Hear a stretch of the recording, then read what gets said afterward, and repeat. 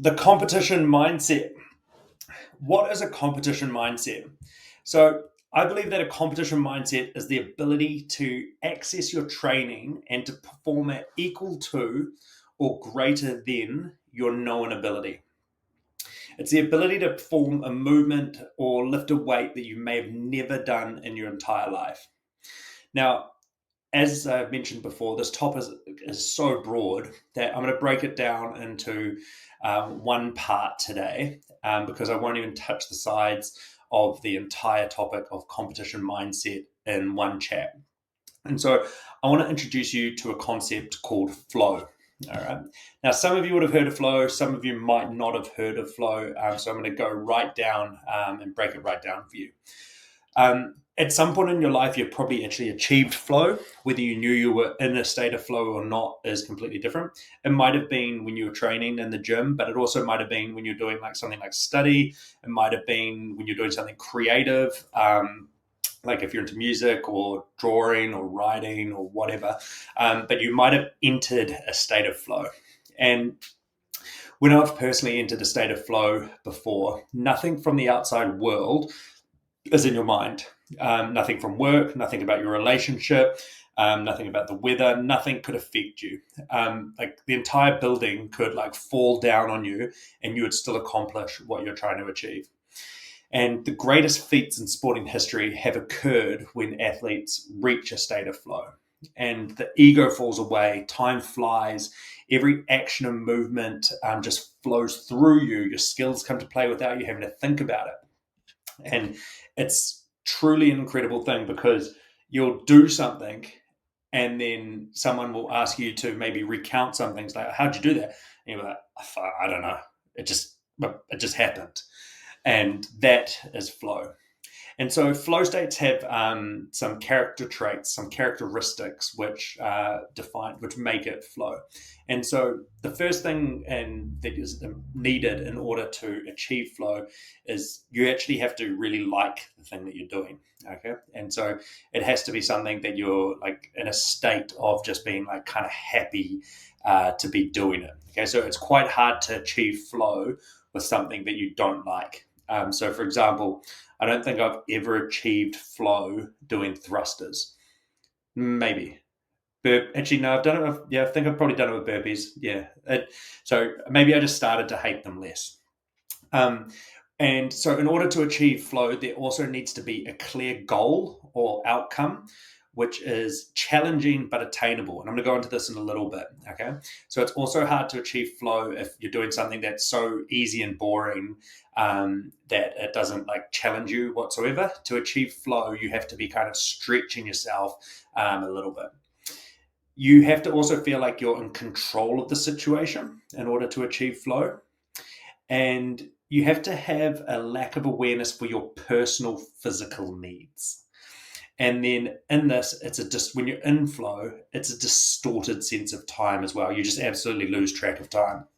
And so researchers have found that there is changes in the brain's activity during flow states.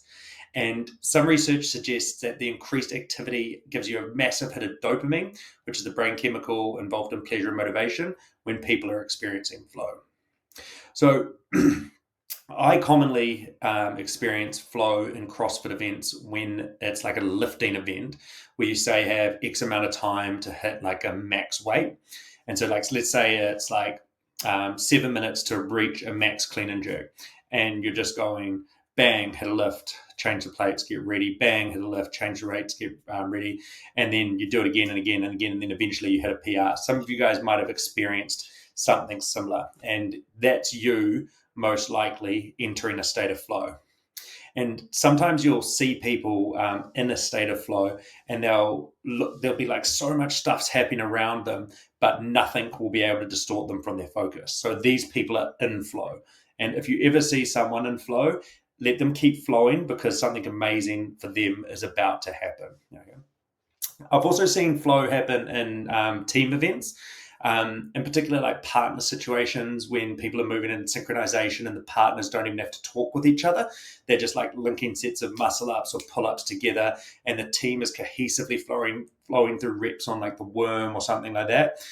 For those of you that listened to my talk on building successful teams, these are the teams that I've seen where they're doing, like they're just going, they're just so cohesively working without talking to each other.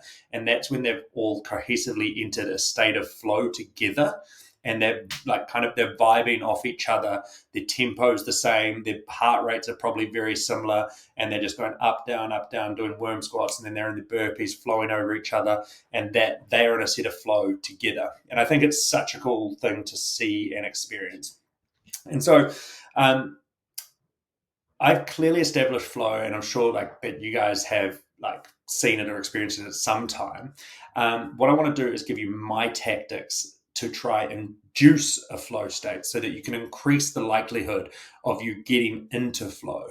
And so if you can do this and you do it in training, then your likelihood of being able to reproduce it in competition is going to be great as well. And then what you're going to be doing is you're going to be able to then perform to your ability in training and in competition. And if you can perform to your ability in competition, that's epic. Then you're actually doing great. But then if you can hit flow a few more times, then you're likely going to be able to exceed your ability and do things, well, not necessarily exceed your ability, but exceed your known ability and do things you didn't know you were capable of. And so this is what I want for you guys to be able to start to experience. And so step one is having a clear goal. And so this comes from two angles. You're going to have your outcome goal, so the thing that you want to do, and your action. And so the most recent time that I remember experiencing flow was in class a couple Saturdays ago, and it was a partner workout like most Saturdays, and there was 90 squat snatches between two people at 60 kgs for the lads, mixed in with the same amount of handstand press-ups.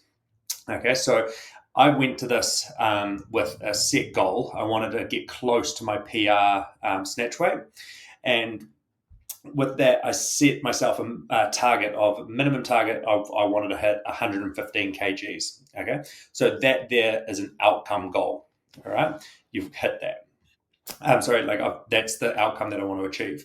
But as always, as I was discussing earlier, you need to have action-based goals to make outcomes happen. And so I went into that workout with my action-based goal of I need to bring myself under the bar on every single rep as fast as possible in the actual workout, in the initial 90 reps that we were doing. And so therefore I had my action-based goal. So I had my outcome goal and my action goal. It was clear, to the point. I'd only made it to myself. It was challenging, but it was within my ability. And so that was step one. Okay. Now, the next step was to eliminate distractions. And now this is where it gets tricky in a CrossFit gym, because you've got every single other person in class and shit's happening and people are in front of you and all of that sort of stuff. But this is where we want to start the process to try and kind of eliminate distractions. And so it starts with things like not having been on your phone for 20 minutes before class, right? That's just like the biggest distractor in the world. And now it doesn't mean that you can't be talking to people and having a good time or having fun around the gym and things like that. But you'll know when someone's focused because they'll be toned down just a little bit. They'll be listening to the conversation. They might be sitting around with the people that are joking, but they're thinking about themselves and about what they're trying to achieve. And you might think, oh man, this guy's making training start to sound way less fun. But to me, doing epic shit is fun. Performing to the best of your ability is fun. And then joking around and having fun with people afterwards. Okay. And so this is why I actually often, unless it's a partner workout, don't like sharing a bar, because it fucks with my ability to get into flow, especially if we haven't trained a lot together. And so that's why it's so important that you guys all have heaps of team trainings, so that you guys can kind of learn to get yourselves in sync. And so that it doesn't, when it does come to you having to share a bar with someone in a team workout or a partner workout or something like that, that you're able to achieve flow. So, second step is try to eliminate distractions. So, step one, you're setting your goal, which is going to be, I want to achieve XYZ, and I'm going to do it by doing ABC. And then you're going to eliminate those distractions. It's absolutely vital. And so, when someone in flow, minimal coaching should be given to them, maybe one cue here or there, but you're not trying to make changes to their movement patterns or anything like that, because that's going to snap them out of flow. And that's also going to serve as a distraction. And then finally, the last part of flow, it's actually something that usually happens in the earlier steps, is the process of visualization. So, visualization of what you're trying to achieve before you've even done it. And that's the process of shutting your eyes and actually seeing your body go through the exact things that you want to achieve. And so visualization happens in two formats. We've got movie format and in body, and both are extremely powerful. So movie format is watching yourself as if you were in a movie. You can watch it in a black and white movie if you want to be a bit dramatic, and you can put like imaginary music on, and you can put it in slow motion, and you're watching yourself do the exact thing that you want to achieve. And so you're watching in slow motion yourself going through that heavy snatch, or getting that muscle up, or getting those pull-ups, whatever it is that you want to achieve in competition or even in training. That's the movie format. And you can watch that movie over and over again. You rewind that in your head and you rewatch it. And then second, once you've done that for a period of time, you can actually do it as an in-body experience. And that's when you're actually visualizing yourself, your body, you're looking out and you're imagining what that's going to feel like when you're lifting that bar up off the ground. You're watching what it feels like through your body, through your eyes, feeling that bar up against your shin, feeling it hit your hips, feeling yourself snap underneath the bar, or feeling yourself go over the rings. All of those things, and the more vivid you can make the experience, the more powerful it's going to be and the more effective that it's going to be. And with this, like, you can even get to the point where you visualize the celebration after you've done the thing that you want to achieve, and that makes the visualization like even more powerful. And now, don't get me wrong, visualization doesn't magically guarantee anything. You still got to do the work. But what it's going to do is drastically increase your chances of reaching flow state, which is then going to drastically increase your chances of performing to equal or better than your known ability, which is exactly what you want to do in competition. And so, what does this look like in an actual competition? I've spoken to you about what it looks like for like one thing, like doing a snatch or like maybe a muscle up or something like that. But before a competition, you do it for every event. And yes, it sounds like hard work once again, but being good at shit is hard.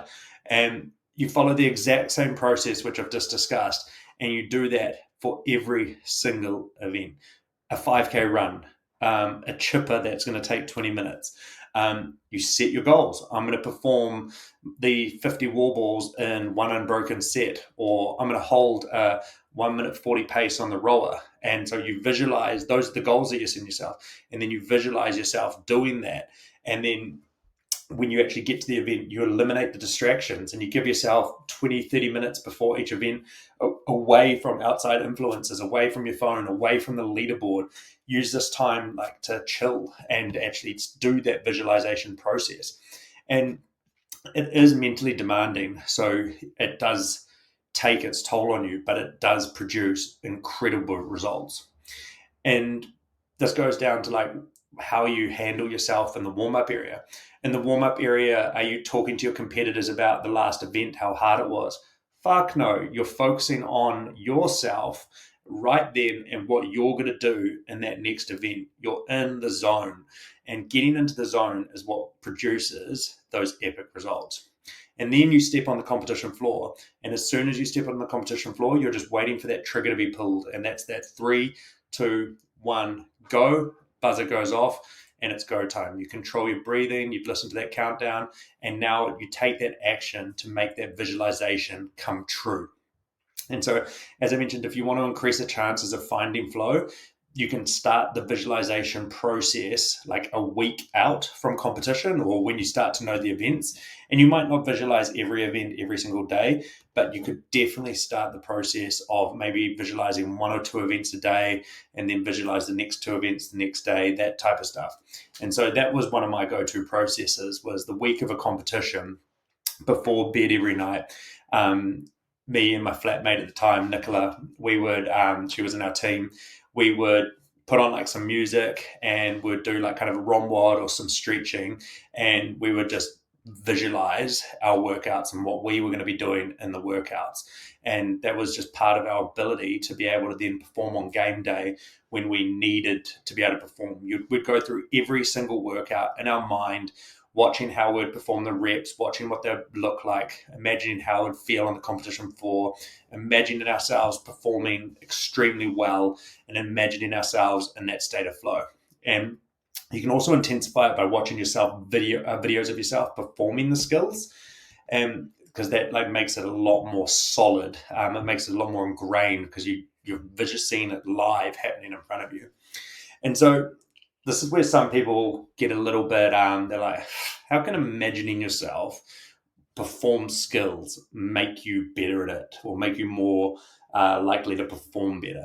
And there's actually studies, which I haven't cited because I can't remember them, but I know I've read them, where they've had people learn skills like playing the piano purely through visualization, and they've never touched a piano in their entire life. And so visualizing the moment and that movement, what you're trying to do, it actually changes how your brain networks are organized, and it creates more connections amongst different regions. And it stimulates those brain regions involved with rehearsal of movement, which is called the putamen. Okay, and it's located in the forebrain, and it's responsible for all of your learning and motor control. And that primes the brain and the body for action so that you can move more effectively. And so this is one thing that I just say to people if they doubt it, is your competitors are doing everything in their power to be better than you, and they're training just as hard, maybe harder than you in the gym. So where are you going to get your advantage? You need to do your workouts in the mental gym. You need to get a little bit of a brain pump on so that you can get yourself just that 1% advantage come competition day. Because as mentioned as well, like this can be used in training. Like I've used it in training a lot. And this is where I think people would probably experience the most benefit from it, is being able to build their confidence in training, doing heavier weights and performing higher reps of skills, so that when it comes to competition day, they can just switch in and they can just trust their training a lot more. And you're not going to be able to bring it to every single training session and every single day, because as I mentioned, it is emotionally taxing. But with that being said, I guess that's what makes the elite. And there was definitely athletes that were millions of times better than me. Then maybe that's what they do on top of their natural ability to get to that next level. And so give it a try in training, use those tactics that I've spoken about, and you've got a few steps there to find your flow state.